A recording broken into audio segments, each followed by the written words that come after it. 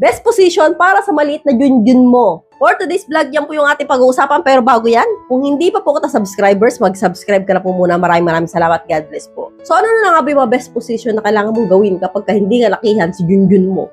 So alam ko karamihan sa mga lalaki ito yung problema. No? Hindi kalakihan, katamtaman lang yung size. So, iba nga dyan, maliit pala, parang sili.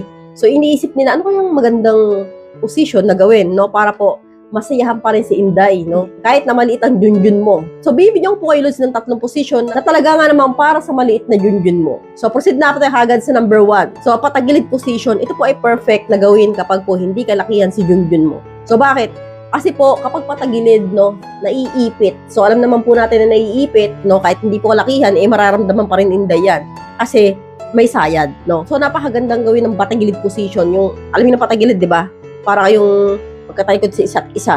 So, kapag po ganun, Lods, no, nasasarapan pa rin si Inday kahit na hindi kalakihan niya. Kasi nga, yun na nga, no, kapag patagilid, Lods, no, bukod sa naiipit, no, mas baon pa rin si Junjun at yun na nga, mas comfortable yung position niya para sa isang babae, no. Karamihan sa mga babae, gusto rin po yung patagilid position. Kaya po, kung hindi po kalakihan si Junjun mo, perfect po itong position para sa'yo. So, proceed na po tayo agad sa number 2, dog style. So, ito po, kadalasang ginagawa na talaga to, no. Pero, Lods, no, ito talagang dog style na to, no? Maganda ito sa mga hindi kalakihan ang junjun. Kasi po, Lods, no, dito po, mas baon, mas ramdam ng babae, at mas maisasagad mo pa, no? Kapag po dog style, talaga nga namang, alam naman po natin, lahat ng babae nasisiyahan dyan. So, hindi lang yung pangmalakihan na junjun po, sa pangmaliit na junjun, no? Pwede po ito. At halos po lahat ng babae, Lods, talaga nga namang baliw na baliw sa ganitong position na ito. So, proceed na po tayo agad sa number 3. Kargang paupo position. Ito po yung Lods, yung magkaharap kayo. Magkaharap kayo na nakaupo, no? Paano yung position na to? Nakaupo ka na parang nakaluhod.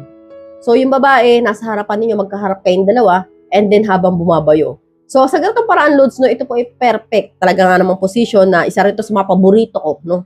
Lalo na kung hindi malaki si Junjun mo. So, maganda itong gawin kasi nga, dito, Lods, talaga nga namang talap na talap ang babae. Kasi nga, ewan ko ba kasi itong position na tulad, kahit sabi mo may kahirapan, no, kapag ginawa nyo po ito, ang babae nasasatisfy, no. Subukan nyo tulad at minsan talaga, no, ako sa ganitong position, ganito po ako talaga sumisirit. Opo, dito sa position na to naramdaman na parang naiihi ako. So kung effective sa akin, posible rin pong effective sa ibang babae. Kaya po, ito po yung mga position na talaga nga namang dapat yung subukan kapag hindi kalakihan si Junjun mo. So hanggang dito na lang po tayo mga Lods. I hope you learned something new in this video. More videos to come. So stay connected and see you again to my next video. God bless. Bye-bye!